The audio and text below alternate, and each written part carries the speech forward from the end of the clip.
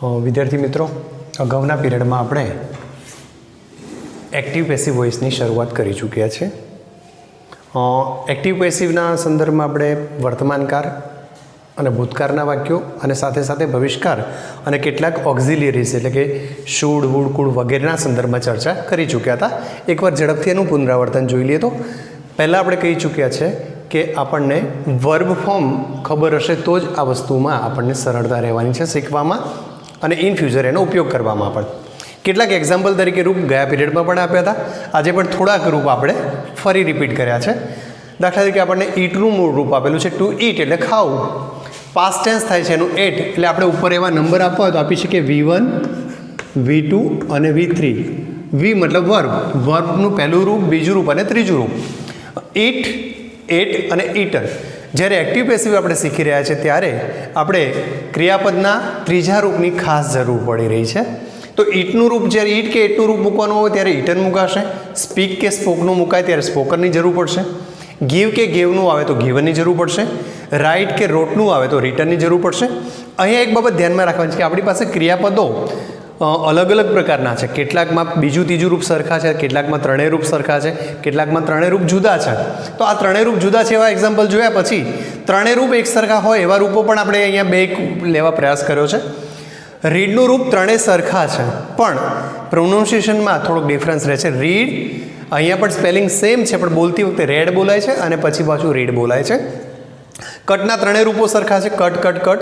આ સિવાય put, shirt, late, heat આવા બધા શબ્દો પણ ત્રણેય રૂપો સરખા એવા બધા છે. સીનું રૂપ આપ્યું સી એટલે જો, સી, સો, સીન. તો આ એક્ઝામ્પલ માટે કેટલાક આના આધારિત આપણે વાક્યો લઈ રહ્યા છે. વર્તમાનકાળમાં જ્યારે આપણે વાત કરી ત્યારે આઈ ઈટ એન એપલ નામનું વાક્ય શીખ્યા હતા. આઈ ઈટ એન એપલ. આ પ્રકારના વાક્યમાં આપણે બે વસ્તુ ઉપર ધ્યાન રાખી હતી કે એક તો આપણને આપેલું ક્રિયાપદ કયા કાળનું છે. ઈટ વર્તમાનકાળનું હતું એટલે વર્તમાનકાળ જ્યારે શીખ્યા ત્યારે આપણે એમિઝાર પૈકીના રૂપનો લેવાનો પ્રયાસ કર્યો હતો અને એન એપલને આગળ લાવી એન એપલ ઇઝ ઇટન આ પ્રમાણે આપણે વાક્ય બનાવી ચૂક્યા છે. Apple by me. સર્વનામ ફેરફાર કરવાના એ વખતે શીખી ચૂક્યા છે. ઝડપથી પુનરાવર્તન કરીએ તો આઈનું રૂપ મીમાં હતું. વી હોય તો અસ કયું હતું. યુનું રૂપ બદલાતું નથી તો યુનું રૂપ યુ જ છે. આ જ પદ્ધતિના બીજા રૂપો જોવા જઈએ તો આપણે હીની વાત કરીએ. હીની વાત હી તો હિમ, સી હોય તો હર, દે હોય તો દેમ. આ પ્રમાણે આપણે સર્વનામ પણ ગયા પીરિયડમાં શીખી ચૂક્યા છે. તો એનાથી હવે આગળ વધીએ તો ઘણીવાર એવું પણ બનશે વાક્યમાં કે કર્તા અનનોન હોય. એની ચર્ચા આપણે કરવાના છે થોડી વારમાં. કે અથવા તો કર્તા અનિશ્ચિત હોય, એક કરતાં વધારે વ્યક્તિઓ હોય અને આપણને એક્ઝેક્ટલી આઈડિયા ન હોતો હોય કે આમાં કેટલા વ્યક્તિઓ છે. તો એના સંદર્ભની ચર્ચા કરીએ એ પહેલાં આપણે કન્ટિન્યુઅસ ટેન્સના સંદર્ભમાં જઈએ છીએ કે વર્તમાનકાળમાં આપણે એમિઝારનો ઉપયોગ કર્યો. આ જ વાક્ય જો ભૂતકાળમાં આપણે અહીંયા એટ આપેલું હોત, એટ એ આપ્યું હોત તો આઈ એટ એન એપલ હોત તો અહીંયા ઇઝના બદલે વોઝ લખીને આપણે વાક્ય બનાવવાના હતા. જો આ વાક્યમાં શેલ કે વિલ સાથે આપ્યું હોત, I shall eat an apple હોત તો an apple will be eaten by me આ પ્રમાણે વાક્ય બન્યું હોત. હવે આપણે કન્ટિન્યુઅસ ટેન્સમાં જોવા જઈએ છીએ કે આપણને અહીંયા એક વાક્ય આપેલું છે he is writing his homework. પદ્ધતિ આપણી સેમ જ ચાલવાની છે.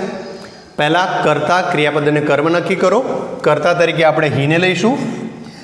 તરત જ આપણને યાદ આવશે કે હી કર્મના સ્થાને જશે અને એ વખતે હીના બદલે આપણે મૂકીશું હિમ. કર્મ સ્થાને રહેલું એટલે કે કર્મને કર્તાના સ્થાને લાવવાનું છે. હીઝ હોમવર્ક ભેગો શબ્દ છે. His homework. હવે જે વચ્ચેની જગ્યા બાકી રાખી છે આપણે એના સંદર્ભમાં વિચારવું પડશે કે શું કરવું. તો રાઇટિંગ શબ્દ આપણે જાણીએ છીએ કે ચાલુ કાળ શીખ્યા ત્યારે આઈએનજી પ્રત્યયથી બનેલો શબ્દ છે. જો આઈએનજી પ્રત્યય કાઢી નાખવામાં આવે તો આપણી પાસે મૂળ શબ્દ વધે છે રાઇટ. આ રાઇટનું રાઇટિંગના રૂપો નથી બનાવવાના આપણે, રાઇટના રૂપ બનાવશો. રાઇટનું રૂપ થાય છે રિટર્ન. રાઇટ, રોટ, રિટર્ન. તો આપણે રિટર્ન તો લખવાનું જ છે આ જગ્યા ઉપર રિટર્ન. વચ્ચે હજુ એક જગ્યા ખાલી રાખી છે. એમિઝાર આવશે કે વોઝ વેર? બરાબર, પ્રશ્ન ઊભો થયો. તો અહીંયા આપણે જ્યારે ચાલુ કાળના રૂપો લખવાના થાય ત્યારે એમિઝરના બદલે આપણે આઈએનજી જે શબ્દ કાઢી નાખ્યો છે એને બીની સાથે લગાવવાનો છે કે આપણે આ વાક્યમાં બીઇંગનો ઉપયોગ કરવો પડશે. એટલે આ વાક્યમાં હીઝ હોમવર્ક બીઇંગ, હજુ કંઈક ખૂટે છે. હોમવર્ક પ્રમાણે ટુ બીનું રૂપ અહીંથી તો લેવાનું જ છે પાછું. એટલે કે 1+1 આ બે વસ્તુ ભેગી કરી અને હોમવર્ક પ્રમાણે ઇઝ, આ રીતે વાક્ય બને છે. આખું વાક્ય આપણે ફરી લખી રહ્યા છે. His homework, his homework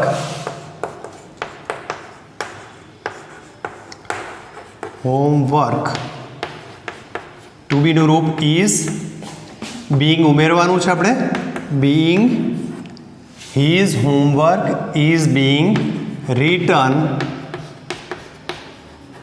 by, હીના બદલે આવશે હિમ. તો આ પ્રમાણે આપણું પ્રથમ વાક્ય બનશે. યાદ રાખવા માટે આપણે ધ્યાન રાખશું કે વર્તમાનકાળના ચાલુ વર્તમાનકાળમાં ટુ બીનું રૂપ એક ઓલરેડી વાક્યમાં છે જ, એટલા માટે વાક્યમાં ટુ બીનું રૂપ તો ચાલુ રાખ્યું. સાથે સાથે ટુ બીના રૂપ તરીકે જે એડિશન કરવાનું હતું એ કરતા પ્રમાણે આ ચાલુ રહ્યા પછી આઈએનજી શબ્દ પ્રત્યે જ્યારે કાઢ્યો છે ત્યારે આઈએનજી સાથેનું રૂપ આપણે બીઇંગ ઉમેરીએ છીએ. બીજા વાક્યને ચેક કરીએ તો શી ઇઝ મેકિંગ ખીર. હવે મેકનું રૂપ આપણે ત્યાં નથી આપેલું, પણ આપણને યાદ હશે કે મેકનું રૂપ થાય છે મેડ. તો શી ઇઝના બદલે આ શીને પાછળ લઈ જવાનું છે, લખશું આપણે હર. હવે ખીરને આગળ લાવો, ખીર, ટુ બીનું રૂપ ખીર પ્રમાણે ઇઝ, મેકિંગનું રૂપ મેડ લખવાનું છે, પણ પહેલાં બીઇંગ આઈએનજી વાળો શબ્દ, તો આપણે પહેલાં કહી ચૂક્યા છે કે બીને આઈએનજી લગાડો, બીઇંગ, ઇઝ બીઇંગ, અને મેકનું રૂપ થશે મેડ, MAD. તો આ પ્રમાણે આપણું વાક્ય બને છે. She is making kheer, kheer is being made by her. You are reading a story book. You કર્તા સ્થાને છે, સ્ટોરી બુક કર્મસ્થાને છે. કર્મસ્થાનથી શબ્દને આગળ લાવીએ, a story book, book is, story બુકના આધારે વર્તમાનકાળનું વાક્ય છે એટલા માટે સ્ટોરી બુક એક વચન છે, યુની સાથે આર વપરાય પણ સ્ટોરી બુકની સાથે ઇઝ વપરાય છે. સ્ટોરી બુક ઇઝ, રીડના ત્રણેય રૂપો સરખા છે, આપણે ત્યાં કહેલું જ છે. આઈએનજી પ્રત્યે બીઈને લગાડવાનો છે એટલે બીઇંગ રીડ બાય યુ. આ પ્રમાણે આપણું ત્રીજું વાક્ય બન્યું છે. મનન ઇઝ કટિંગ એન એપલ. અહીંયા આપણે થોડુંક એક અલગ નિયમ લેવા પ્રયાસ કર્યો છે કે આઈએનજી લગાડતા પહેલાં છેલ્લો વ્યંજન બેવડાયો છે, જે ચાલુ વર્તમાનકાળમાં આપણે શીખી ચૂક્યા છીએ. તો એના વાક્યને બનાવવા માટે એન એપલને આગળ લાવીશું. એન એપલ ઇઝ, એપલ પ્રમાણે ઇઝ ચાલુ છે. બીઇંગ, બીને આઈએનજી લગાડ્યો, બીઇંગ, કટના ત્રણેય રૂપો સરખા છે.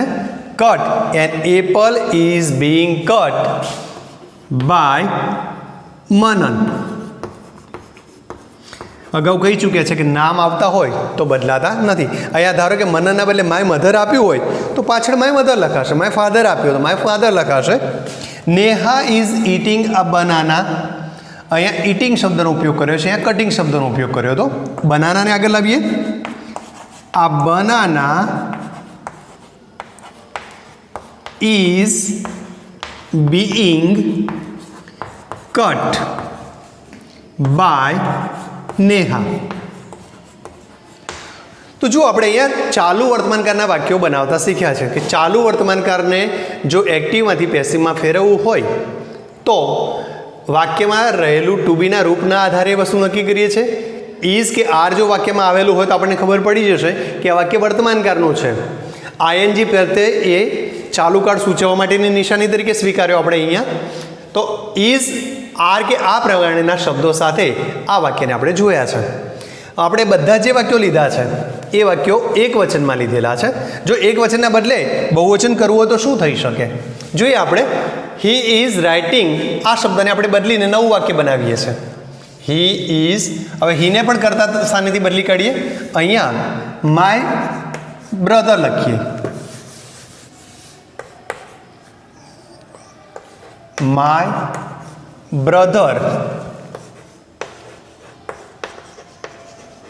Is writing letters. જુઓ વાક્ય બહુવચનમાં ફેરવ્યું આપણે. My brother is writing letters. તો આ વાક્યનું પેસિવ કઈ રીતે કરીશું? લેટર્સને આગળ લાવીએ. લેટર્સ બહુવચનમાં છે તો ઇઝના બદલે આર. બીંગ ઉમેરવાનું જ છે. Being written by my brother. વાક્યમાં આવેલું કર્મ એક વચનનું છે કે બહુવચનનું એના આધારે આપણે ટુ બીનું રૂપ નક્કી કરવાનું છે. બીજી વસ્તુ ટુ બીનું રૂપ નક્કી કરતાં એ પણ જોઈ લેવાનું છે કે વાક્ય ઇઝ વાળું હતું કે આર વાળું. જો ઇઝ કે આર વાળું વાક્ય છે તો વર્તમાનકાળમાં ઇઝ કે આર જ જળવાશે. તો હવે પ્રશ્ન ઊભો થાય કે વાક્યમાં જો વોઝ આવે તો શું થાય? દાખલા તરીકે આપણું જે બીજા નંબરનું વાક્ય હતું આપણે એનો વાક્ય નંબર 7 કરી નાખીએ છીએ. સી ઇઝ, અહીંયા સીના બદલે આપણે માય મધર કરીએ છીએ. માય મધર ઇઝના બદલે આપણે આ વાક્યમાં વોઝ કરી રહ્યા છે. માય મધર વોઝ મેકિંગ ખીર. ખીરના બદલે આપણે ચલો હલવો લખી નાખીએ. My mother is making halwa. Item બદલી છે આપણે. તો આ વાક્યનું પેસિવ કઈ રીતે કરીશું? ફરી યાદ રાખો કે ખીરની જગ્યાએ વસ્તુ બદલાઈ ગઈ છે હલવા, તો ખીરનો શબ્દ બદલીને આપણે હલવા કરીશું. ટુ બીનું રૂપ અહીંયા ઇઝ હતું, આપણા વાક્યમાં વોઝ છે. હલવો શબ્દ બહુવચનમાં ને એક વચનમાં સેમ રૂપ તરીકે સ્વીકારવાનો છે. વસ્તુ પદાર્થનું નામ છે એટલે આપણે એને એક વચન ગણી અને ટુ બીનું ભૂતકાળનું રૂપ વોઝ ચાલુ રાખીએ છીએ. પહેલી પદ્ધતિ જે શીખ્યા છે બીંગ ઉમેરવાની, બીંગ આપણે ઉમેરવાનું જ છે. મેકિંગનું મેળ જ થશે. છેલ્લો શબ્દ બદલવાનો છે. આપણે જે બાય પછી ત્યાં સીનું રૂપ મૂક્યું હતું અહીંયા આપણે લખીશું my mother. By my mother. હજુ એકાદ વાક્યને જોઈએ કે યુ આરના બદલે આપણને અહીંયા આર નથી આપ્યું, અહીંયા વેર આપી દીધું છે. આપણે જાણીએ છીએ કે યુની સાથે ઇઝ કે એમ લખાતું નથી અને ભૂતકાળમાં વોઝ એક વચનમાં વપરાય, આપણે યુની સાથે વેર જ લખાય છે. વાક્ય નંબર આપણો 8મો થઈ જશે. You were reading a story બુકના બદલે અહીંયા આપણે શબ્દ બદલીએ છીએ. You were reading a magazine. તમે મેગેઝિન વાંચી રહ્યા છો. અ સ્ટોરી બુકના બદલે અ મેગેઝિન શબ્દ છે તો આપણે શબ્દ બદલીએ છીએ. અ મેગેઝિન વેર ભૂતકાળમાં છે. ધ્યાન રાખવું પડશે, યુની સાથે વેર વપરાય પણ મેગેઝિન એક વચનમાં છે એટલે ભૂતકાળમાં ટુ બીનું રૂપ એક વચનનું વોઝનો ઉપયોગ કરવો પડશે. આ મેગેઝિન વોઝ બીંગ, બીનો નિયમ ત્યાં શીખ્યા છે. બીંગ રીડના ત્રણેય રૂપો સરખા છે એટલે રીડ. બાય યુનું રૂપ યુઝ રહેશે. તો આ પદ્ધતિએ આપણે ચાલુ વર્તમાનકાળની સાથે સાથે ચાલુ ભૂતકાળના પણ પેસિવ વાક્યો બનાવી શકીએ છીએ. હજુ એક વાક્ય વધારે જોઈએ. અહીંયા મનનના બદલે આપણે મિસિસ પંડ્યા લઈ લઈએ છીએ. મિસિસ પંડ્યા. કટિંગના બદલે આપણે કોઈક નવો શબ્દ લઈ આવીએ. ત્યાંથી આપણે શબ્દ લઈએ છીએ giving. Giving Mrs Pandya giving, પણ ગિવિંગની સાથે ટુ બીનું રૂપ કન્ફર્મ કરીએ. પાસ્ટ ટેન્સમાં લખવું છે was giving a diary. Diary આપી રહ્યા છે એવું આપણે વાક્ય લીધું છે. તો આ વાક્યને કઈ રીતે પેસિવ કરશું જોઈએ. નિયમ આપણે શીખેલા છે, હવે નિયમોમાં ચેન્જીસ કોઈ નથી, આપણા પદ્ધતિ સેમ ચાલી આવે છે. Mrs Pandya was giving a diary. આ ડાયરીને આગળ લાવો. DIARY diary. ટુ બીનું રૂપ ભૂતકાળમાં લેવાનું છે. ડાયરી એક વચનમાં છે. વોઝ ગિવિંગનો ING નીકળી જશે અને બીને ING લાગી જશે. બીઇંગ ગીવનું ત્રીજું રૂપ થાય છે given. Given by Mrs Pandya. તો આ પદ્ધતિએ આપણે ચાલુ વર્તમાનકાળ અને ચાલુ ભૂતકાળના પેસિવ વાક્યો બનાવી શકીએ છીએ. આપણા 10મા ધોરણના સિલેબસને ધ્યાનમાં રાખીને આપણે ચાલુ વર્તમાનકાળ, ચાલુ ભવિષ્યકાળના રૂપો, મતલબ ચાલુ વર્તમાનકાળ અને ચાલુ ભૂતકાળના રૂપો લીધા છે. હવે કેટલાક વાક્યો આપણે વર્તમાનકાળ એટલે કે વર્તમાનકાળનો ત્રીજો પ્રકાર પૂર્ણ વર્તમાનકાળ અને પૂર્ણ ભૂતકાળના સંદર્ભમાં જોવાનો પ્રયાસ કરીએ છીએ કે પૂર્ણ વર્તમાનકાળ અને પૂર્ણ ભૂતકાળના વાક્યો કઈ રીતે બનશે. તો એકવાર આપણે રિમાઇન્ડ કરી લઈએ કે પૂર્ણ વર્તમાનકાળ અને પૂર્ણ ભૂતકાળ છે શું. પૂર્ણ વર્તમાનકાળ અને પૂર્ણ ભૂતકાળ કહેતાની સાથે જ આપણને એક શબ્દ પહેલો પકડાય છે, પૂર્ણ. પૂર્ણ એટલે પૂરું. વર્તમાનકાળ પણ પૂરો થઈ ગયેલો હોય, ભૂતકાળ પણ પૂરો થઈ ગયેલો હોય, પૂર્ણ ભવિષ્યકાળ પણ આવે છે. આપણે અત્યારે એ વસ્તુ શીખવાના નથી હાલ. પૂર્ણ વર્તમાનકાળની ચર્ચા કરીએ તો પૂર્ણ વર્તમાનકાળ એટલે આમ તો શબ્દ સાંભળતાની સાથે આપણને ખબર પડે કે ભાઈ પૂર્ણ કહીએ છીએ એટલે પૂરું થઈ ગયેલું, તો પૂરું થઈ ગયેલી વસ્તુને વર્તમાનકાળ કહેવાય કઈ રીતે. તો એના સંદર્ભમાં થોડું સ્પેસિફાઈડ કરીએ કે કેટલીક ઘટનાઓ બને છે અને ઘટના બન્યા પછી યા તો એ ઘટના કન્ટિન્યુએશનમાં રહે છે, ચાલુ રહે છે. દાખલા તરીકે આપણે કોઈ મકાન પરચેસ કર્યું, મકાન ખરીદ્યું અને ખરીદ્યા પછી મકાનમાં રહેવા જઈએ છીએ, તો રહેવા જવાની ક્રિયા સમયાંતર પહેલાં શરૂ થયેલી છે, કેટલાક સમય પહેલાં થયેલી છે અને હજુ રહેવાની ક્રિયા આપણી ચાલુ છે. તો ભૂતકાળમાં શરૂ થયેલી ક્રિયા વર્તમાનમાં ચાલુ છે એવું કહેવાનું હોય ત્યારે પૂર્ણ વર્તમાનકાળનો ઉપયોગ થાય છે. બીજી વસ્તુ, ઘણીવાર તમને હોમવર્ક આપેલો હોય અને હોમવર્ક તમને જ્યારે માગવામાં આવે ત્યારે બતાવી શકો છો. તમે હોમવર્ક માગતાની સાથે કરવા નથી બેસતા, પહેલાં ઓલરેડી કરી દીધેલું હોય છે અને એ જ્યારે બતાવો છો ત્યારે થયેલી ક્રિયાની અસર આપણે બતાવી શકીએ છીએ. એટલે કે જે ક્રિયા પૂર્ણ થઈ છે એ પૂર્ણ થયેલી ક્રિયાની અસર વર્તમાનમાં આપણે બતાવી શકીએ છીએ અથવા વર્તમાનમાં ચાલુ છે એવું સૂચન કરવા માટે પૂર્ણ વર્તમાનકાળ વપરાય છે. એટલે કે પૂર્ણ વર્તમાનકાળ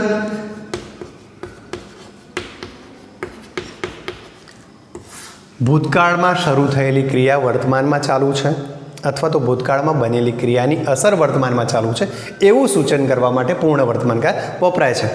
પૂર્ણ વર્તમાનકાળની વાક્ય રચનામાં આપણે આ બાબત ઉપર ધ્યાન રાખવું પડે છે. હેવ કે હેઝ વત્તા પાસ્ટ પાર્ટિસિપલ, આ બાબત આપણા માટે મહત્વની છે. દાખલા તરીકે આપણે વાક્ય લખીએ કે I have return a letter.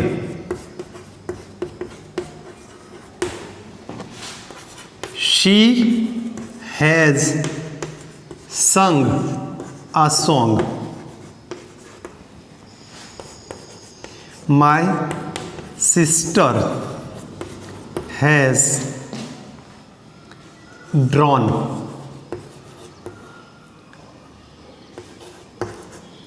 a design. ડિઝાઇનની જગ્યાએ આપણે રંગોલી શબ્દ પણ વાપરી શકીએ. તો અહીંયા જુઓ, કરતા પછી હેવ, કરતા પછી હેઝ, કરતા પછી હેઝ, આ રીતનો ઉપયોગ કર્યો છે. પ્રશ્ન ઉભો થાય કે હેવ હેઝ, તો જ્યારે આપણે સાદો વર્તમાનકાળ શીખ્યા ત્યારે કહી ચૂક્યા છે કે I have, we have, you have, he she ઇટની સાથે હેઝ લખાય છે અને ધેની સાથે હેવ લખાય છે. તો એ પ્રમાણે કરતા પ્રમાણે હેવના રૂપો આવશે. અહીંયા જે રૂપ છે એના ઉપર તમે નજર કરશો તો આ જે રૂપો લખાયા છે પાસ્ટ પાર્ટિસિપલના લખાયા છે. એટલે કે હેવ કે હેઝની સાથે પાસ્ટ પાર્ટિસિપલનું રૂપ મુકાય ત્યારે એ પૂર્ણ વર્તમાનકાળનું સૂચન કરી રહ્યું છે. આઈ હેવ રિટન આ લેટર, મેં પત્ર લખ્યો છે, તમે માગશો તો હું બતાવી શકીશ. તો આ પૂર્ણ વર્તમાનકાળનું વાક્ય થયું છે. શી હેઝ સંગ અ સોંગ, એણે ગીત ગાયું. હવે ગીત તો પૂરું થઈ ગયું, ગાવાનું ચાલુ નથી, પણ ઘણીવાર આપણે એ ગીત સાંભળ્યા પછી બહાર નીકળતા અથવા તો ક્યાંય બેઠા હોય ત્યારે આપણને એ ગીત યાદ આવે કોણે ગાયેલું છે અને ગીત આપણે ગણગણવા માંડીએ છીએ. તો એ ગીતની અસર આપણા મનમાં ચાલુ છે. My sister has drawn a design, એ આપણને ડિઝાઇન બતાવી શકે એમ છે. જો આ વાક્યોના પેસિવ કરવા હોય તો કઈ રીતે કરી શકાય? તો અહીંયા આપણે કહી દઈએ કે પૂર્ણ વર્તમાનકાળ કે પૂર્ણ ભૂતકાળ જ્યારે હોય વાક્યમાં, પૂર્ણ વર્તમાનકાળ કે પૂર્ણ ભૂતકાળના વાક્યોના પેસિવ કરવાના હોય તો આપણે બીનું પણ ત્રીજું રૂપ આપણે જાણીએ છીએ કે બીનું રૂપ અહીંયા લખવું તો લખી શકીએ, ટુ બી. બીનું રૂપ થાય વોઝ અથવા વેર અને ત્રીજું રૂપ થાય છે બીન. એટલે કે બીનું ત્રીજું રૂપ બીનનો ઉપયોગ આપણે કરતા થવું પડે છે. તો એનો ઉપયોગ કરીને આપણે વાક્યનો પ્રયાસ કરીએ. નિયમ પ્રમાણે એ લેટરને આગળ લાવી દો. આ લેટર, આઈને પાછળ જવા દેવાનો છે આપણે, બાય મી, હજુ વચ્ચેની જગ્યા ખાલી છે. જ્યારે આપણને પૂર્ણકાળના રૂપો આપશે ત્યારે આપણા માટે એક વસ્તુ સરળ થઈ જાય છે કે ત્રીજું રૂપ શોધવા આપણે જવાનું રહેતું નથી, એટલે આપણે રિટર્નને લખી જ કાઢીએ છીએ, રિટર્ન બાય મી. હવે જે જગ્યા ખાલી છે અહીંયા આપણે હેવ કે હેઝનું યોગ્ય રૂપ મૂકવું પડશે. આઈની સાથે હેવ લખાય છે પણ લેટરની સાથે હેવ લખાતું નથી, તો લેટરની સાથે આપણે હેઝ લખવું પડે છે, હેઝ. ત્યાંથી આપણે વાત કરી કે બીનું રૂપ ઉમેરવું પડશે, બીન. આ letter has been written by me. આ પદ્ધતિ આપણું પૂર્ણ વર્તમાનકાળનું વાક્ય પેસિવમાં ફેરવાય છે. આ વાક્યને જોવાનો પ્રયાસ કરો તો સોંગને આગળ લાવો આર્ટિકલ સાથે. આ સોંગ ઇઝ આવશે, આપણું વાક્ય હેઝ વાળું છે એટલે ઇઝનો પ્રશ્ન ઊભો થતો નથી. આ સોંગ હેઝ, યાદ રાખીએ કે સોંગની સાથે પણ હેઝ જ લખાય છે એટલે હેઝ લખ્યું છે. આ સોંગ હેઝ ઉમેરવાનું શું, બીન. આ સોંગ હેઝ બીન, સંગનું રૂપ ત્રીજું મળી ગયેલું જ છે એટલે આપણે શોધવા જવાનું નથી. Sung by her. My sister has drawn આ ડિઝાઇન. આ ડિઝાઇનને કરતા સ્થાને લાવો, DESIGN. Design has been drawn એમના એમ જ રહેશે, ડ્રોન બાય માય સિસ્ટર. તો આ વાત કરીએ આપણે પૂર્ણ વર્તમાનકાળની. ફરી એકવાર પૂર્ણ વર્તમાનકાળને યાદ કરી લઈએ તો પૂર્ણ વર્તમાનકાળ શું બતાવે છે, તો ભૂતકાળમાં થયેલી ક્રિયા વર્તમાનમાં ચાલુ છે અથવા તો ભૂતકાળમાં થયેલી ક્રિયાની અસર વર્તમાનમાં વર્તાય છે એટલે કે જોવા મળે છે, તો આપણે પૂર્ણ વર્તમાનકાળનો ઉપયોગ કરીએ છીએ. પૂર્ણ વર્તમાનકાળની વાક્ય રચનામાં હેવ કે હેઝ જોવા મળે છે અને સાથે પાસ્ટ પાર્ટિસિપલનું રૂપ આપેલું હોય છે. જ્યારે પેસિવ રચના કરીએ છીએ ત્યારે હેવ કે હેઝ કર્તા સ્થાને આવેલા કર્મ પ્રમાણે રહેશે અને વાક્યમાં બીનું ત્રીજું રૂપ બીન ઉમેરવામાં આવે છે. હવે વાત કરીએ આપણે પૂર્ણ ભૂતકાળની. પૂર્ણ ભૂતકાળ કેવી રીતે થશે, તો પૂર્ણ ભૂતકાળમાં વાક્યમાં આપણા હેડ જોવા મળશે, આપણને હેડ વત્તા પીપી જોવા મળશે.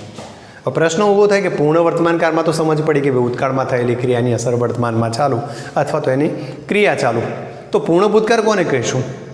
તો આપણે જોઈએ છીએ કે જીવનમાં ઘણી બધી ઘટનાઓ બને ત્યારે કેટલીક બાબતોનો ક્રમ આગળ પાછળ થતો હોય છે. ભૂતકાળમાં બે ઘટનાઓ બને તો બે ઘટનાઓ એક સાથે જ બની હોય એવું પણ બને અને ક્યારેક એવું પણ બને કે બે પૈકી એક ઘટના આગળ પાછળ બની હોય. દાખલા તરીકે હું ઘરે ગયો, મહેમાન આવી ગયા હતા, રમેશ સ્ટેશને પહોંચ્યો, ગાડી ઉપડી ગઈ હતી. તો જુઓ, રમેશના સ્ટેશને પહોંચવાની, મારા ઘરે જવાની, આ બંને ક્રિયાઓની સાથે સાથે એના બીજા ક્રમમાં કઈ ક્રિયાઓ જુદી આપણે આપી કે રમેશ સ્ટેશને પહોંચ્યો, ગાડી પહેલાં ઉપડી ગઈ હતી. વાક્યને થોડુંક ચેન્જ કર્યું, રમેશ સ્ટેશને પહોંચ્યો, ગાડી પછીથી આવી. તો અહીંયા બે ઘટનાઓનો ક્રમ બદલાયો છે. એકમાં આપણે એવું કહ્યું કે રમેશ સ્ટેશને પહોંચ્યો, ગાડી પહેલાં જતી રહી, તો ગાડી પહેલાં ગઈ એ પૂર્ણ ભૂતકાળ. પણ બીજા વાક્યમાં આપણે કહ્યું કે રમેશ સ્ટેશને પહોંચ્યો, ગાડી પછીથી આવી, તો રમેશ સ્ટેશને પહોંચ્યો એ વાક્ય પૂર્ણ ભૂતકાળ થાય છે. હું ઘરે ગયો, મહેમાન આવી ગયા હતા, તો હું ઘરે ગયો, ઘરે પહોંચ્યો, મહેમાન મારા પહેલાં પહોંચ્યા છે, તો એ પૂર્ણ ભૂતકાળ. બીજી ઘટના એ સાદો ભૂતકાળ થાય છે. જો મહેમાન મારા પછીથી આવ્યા હોય તો હું ઘરે ગયો પૂર્ણ ભૂતકાળ થાય અને મહેમાનવાળી ઘટના સાદા ભૂતકાળમાં આવે. વાક્ય રચનામાં આટલો જ ફરક થાય છે કે આઈ એની સાથે જે આ વાક્યમાં આપણે હેવ લખ્યું, આ વાક્યને આપણે હેડથી બનાવીએ. અહીંયા એક્ઝામ્પલ સરળતાથી યાદ રહે, વાક્ય રચના જલ્દીથી યાદ રહે એટલા માટે એના એ વાક્યનો ઉપયોગ કરી રહ્યા છે કે એ વાક્યનો ઉપયોગ કરવાથી આપણા મનમાં દ્રઢતા આવે થોડી કે ભાઈ આ વાક્યમાં આ સ્થાન ઉપર જ આપણે ફેરફાર કરી અને વાક્ય શીખેલા છે. આઈ હેડ રિટન અ લેટર. તમને કોઈ પૂછ્યું ભાઈ પત્ર લખ્યો છે? હું આવીને પૂછું ભાઈ પત્ર લખવાનો ક્યારનો લખાઈ ગયો? લખવાની ક્રિયા પૂરી થઈ ગઈ, પોસ્ટય થઈ ગયો છે, તો લખવાની ક્રિયા જ્યારે પૂછ્યું એનાય પહેલાં પૂરી થઈ ગઈ છે. આ લેટર, ફર્ક અહીંયા જ પડશે. પૂર્ણ વર્તમાનકાળમાં આપણે હેવ અને હેઝ બંને યાદ રાખવાના થયા હતા. પૂર્ણ ભૂતકાળમાં આ આપણને સરળતાથી જશે કે પૂર્ણ ભૂતકાળમાં હેડ જ બધી જગ્યાએ જોવા મળવાનું છે. એટલે કે આ letter had been written by me. આ વાક્યને આપણે સરળતા ખાતર એ જ વાક્યનો ઉપયોગ કરી રહ્યા છે. હેઝના બદલે આપણે હેડ કરી દીધું, બીજો કોઈ ચેન્જીસ નહીં થાય. સી હેઝના બદલે અહીંયા હેડ કરી દો, વાક્ય એમને એમ બની જશે. આ જ વસ્તુમાં અહીંયા પણ આવું થશે. અહીંયા જો તમે હેડ વાપરશો તો જવાબમાં આ સ્થાન ઉપર હેડ કરવાથી આ વાક્ય બની શકે છે. ટૂંકમાં આપણે આજે વર્તમાનકાળમાં ત્રણેય કાળના એટલે કે પૂર્ણ વર્તમાનકાળ, ચાલુ વર્તમાનકાળ અને સાદા વર્તમાનકાળના રૂપો શીખી ગયા. એ જ પદ્ધતિએ સાદા ભૂતકાળના, ચાલુ ભૂતકાળના અને પૂર્ણ ભૂતકાળના રૂપો શીખ્યા અને એની સાથે સાદા ભવિષ્કારના રૂપોને આપણે શીખ્યા. 9 અને 10ના ધોરણને ધ્યાનમાં રાખીને આપણે આ કાળની રચનામાં વસ્તુઓ શીખી રહ્યા છે. વર્તમાનકાળમાં એમ ઇઝ આરનો ઉપયોગ કર્યો હતો, ભૂતકાળમાં વોઝ વેરનો ઉપયોગ કર્યો હતો, ચાલુ વર્તમાનકાળ અને ચાલુ ભૂતકાળમાં બીઇંગનો ઉપયોગ કર્યો. સેમ વસ્તુ જ્યારે તમે ચાલુ ભવિષ્યકાળના વાક્યો શીખશો ત્યારે પણ બીઇંગ તો આવવાનું જ છે. પૂર્ણ વર્તમાનકાળ અને પૂર્ણ ભૂતકાળ અને ઇવન પૂર્ણ ભવિષ્યકાળ જ્યારે પણ તમે શીખો ત્યારે પણ આ જ વાક્ય રચના બિનની આવવાની છે. હવે આ બધાને સહેલાઈથી યાદ રાખવા માટે એક નાનકડો કોઠો બનાવી લઈએ. પણ એ પહેલાં ક્યારેક વાક્યમાં એક કરતાં વધારે કર્મ આવતા જોવા મળે છે, તો એના વિશે શું કરવું એના સંદર્ભમાં આપણે વિચારીએ. કારણ કે વાક્યમાં એક જ કર્મ હોય એવું જરૂર નથી. કેટલીક વાર વાક્યમાં એક કરતાં વધારે કર્મ જોવા મળે છે. દાખલા તરીકે my mother gave me milk or T.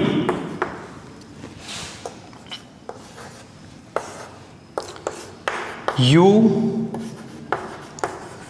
have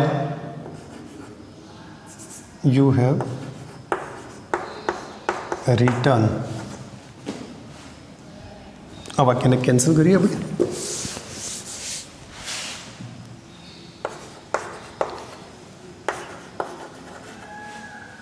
ફરી એક વાક્ય ગીવનમાં લઈએ છીએ. ગીવન આ બુક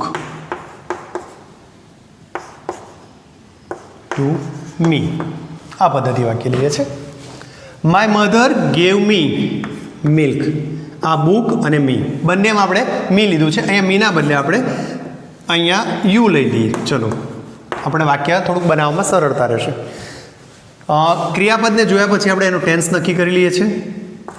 એક પૂર્ણ વર્તમાનકાળનું વાક્ય છે અને એક સાદા ભૂતકાળનું વાક્ય લીધેલું છે. My mother gave me milk. ક્રિયાપદને બે શબ્દોથી પ્રશ્નો પૂછવાના થાય. એક તો શુંથી, શું આપ્યું, અને બીજો એક પ્રશ્ન છે કોને. કોને આપ્યું? મને આપ્યું, મિલ્ક આપ્યું. આ બે જવાબ આપણને મળે છે. જ્યારે વાક્યમાં તમને બે જવાબ મળશે ત્યારે વાક્ય બે પદ્ધતિએ બને છે એટલું તમારે યાદ રાખવાનું છે. પહેલાં આપણે શું આપ્યુંથી જોઈએ. તો શું આપ્યું? મિલ્ક. તો મિલ્કને કરતા સ્થાને લાવો, મિલ્ક. કોને આપ્યું? મી. મીને કરતા સ્થાને લાવો. અહીંયા તમે માર્ક કર્યું છે કે જ્યારે મેં તમને આવું શીખવાડ્યું હતું કે આઈની સાથે મી લખવું તો મેં બંને સાઈડે એરો કરેલા હતા. યાદ હોય તો, ન યાદ હોય તો ચેક કરી લો કે આ એરો બંને સાઈડ શું કામ બતાવ્યા હતા. તો એટલા માટે બતાવ્યા હતા કે જ્યારે આઈના બદલે આપણે મી કરીએ છીએ તો વાક્યમાં પાછળના ભાગમાં મી આવે તો એરો ઊંધો થઈ જશે, આઈ કરવું પડશે. એટલે આપણે આ સ્થાન ઉપર આઈ લાવવું પડશે. મિલ્ક ભૂતકાળનું વાક્ય છે એટલે વોઝ. આઈની સાથે પણ વોઝ. ગેવનું ત્રીજું રૂપ given. Milk was given. I was given. હવે જે બાકી રહી ગયા છે શબ્દોને લઈ લઈએ. મિલ્ક વોઝ ગીવન, મી લખી દો. આઈ વોઝ ગીવન, મિલ્ક લખી દો. વાક્યના નિયમ પ્રમાણે આપણે જે શીખ્યા હતા બાય ઉમેરવાનું અને માય મધર છેલ્લે. By my mother, by my mother. તો આ પદ્ધતિ આપણા વાક્યો બની શકે. શી હેઝ ગીવન આ બુક ટુ યુ. આ બુકને કરતા સ્થાને લાવવાનું છે. આ બુક હેઝનું સ્થાન બદલવાનું નથી પણ બુકની સાથે હેઝ લખાય છે. જો અહીંયા બુક્સ હોત તો હેવ થઈ જતું. શી હેઝ ગીવન આપણે આ વાક્યને બહુવચનમાં બનાવીએ. આ બુકના બદલે બુક્સ લઈ લઈએ તો સરળતા વધારે રહેશે શીખવામાં. તો અહીંયા આપણે શબ્દ બદલી કાઢીએ બુક્સ. હવે આ યાદ કરો કે has, C, he, C, it એક વચનમાં જ વપરાય છે, બહુવચનનો શબ્દ છે એટલે આપણે અહીંયા હેવ લખવું પડશે. બુક્સ હેવ પહેલાંમાંથી કરતા સ્થાનેથી આપણે યુને આગળ લાવીએ છીએ.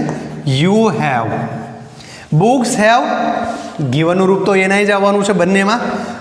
હેવ હેઝ વાળી વાક્ય રચનામાં બીન ઉમેરવાનું કહ્યું છે તો બીન ઉમેરી દો. Been, been. Books have been, you have been. જે વાક્યમાં જે વસ્તુ રહી ગઈ છે બુક્સ હેવ બીન ગીવન. ટુ લખીએ કે ન લખીએ એનાથી ફરક પડતો નથી. ગીવન યુ બાય સીનું રૂપ હર. બુક્સ હેવ બીન ગીવન રહી ગયું અહીંયા આપણા તો ગીવનને લખી દઈએ પહેલાં.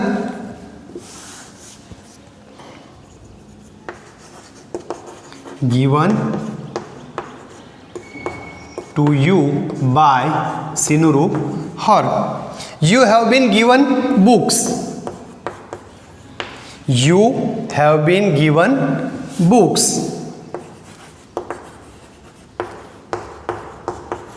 by her. આ પદ્ધતિએ વાક્યમાં ક્યારેક જો બે કર્મ આપેલા હોય તો બે કર્મ સાથે પણ વાક્યને બનાવી શકાય.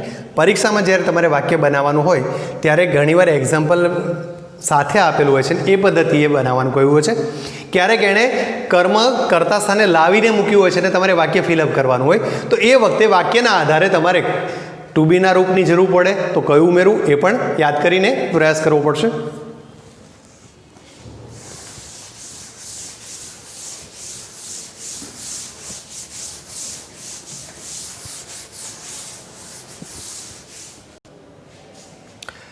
તો આ પદ્ધતિ આપણે પૂર્ણ વર્તમાનકાળના, પૂર્ણ ભૂતકાળના અને દ્વિકર્મક વાક્યો શીખી ગયા. હવે આપણે આ પ્રકરણને સમાપ્ત કરતાં થોડીક વસ્તુઓ ઝડપથી ડિટેલમાં જોઈ લઈએ. તો અહીંયા આપણે એક જ ક્રિયાપદનો ઉપયોગ વર્તમાનકાળ, સાદા ભૂતકાળ, ભવિષ્યકાળ, ચાલુ વર્તમાનકાળ, ચાલુ ભૂતકાળ, પૂર્ણ વર્તમાનકાળ અને પૂર્ણ ભૂતકાળ તરીકે કર્યો છે. વાક્યોમાં પદ્ધતિ સેમ જ ચાલવાની છે. એન એપલમાં બધાને આગળ લાવવાનું થશે. An apple, an apple, an apple,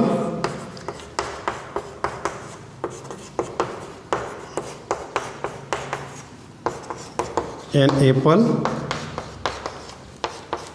an apple, an apple. By me પાછળ બધામાં લખી દઈએ. બાય મી, આમ તો બધામાં આપણે બાય મી એક સામટું પણ લખી શકીએ એમ છે. વચ્ચે જે ક્રિયાપદની જગ્યા ખાલી રાખી છે આ ભાગમાં અહીંયા આપણે સેમ વસ્તુ આ બધામાં ઈટન પણ લખી શકીએ એમ છે, પણ આપણે એ પદ્ધતિએ લખતા નથી. આપણે સળંગમાં જ લખીએ છીએ. An apple, I eat an apple, an apple is eaten by me. આ પદ્ધતિ લખાશે. આઈ એટમાં ઇઝના બદલે was, eaten by me. Shall be છે, એપલની સાથે વિલ લખાય છે તો will be eaten by me. એમ ઈટિંગવાળી વાક્ય રચનામાં ઇઝનો ટુ બીના રૂપનો બીઇંગનો ઉપયોગ કરો. Is being eaten by me. Was being eaten by me. Have has વાળી વાક્ય રચનામાં has been eaten by me. અને લાસ્ટ સેન્ટેન્સમાં એન એપલ હેડ બીન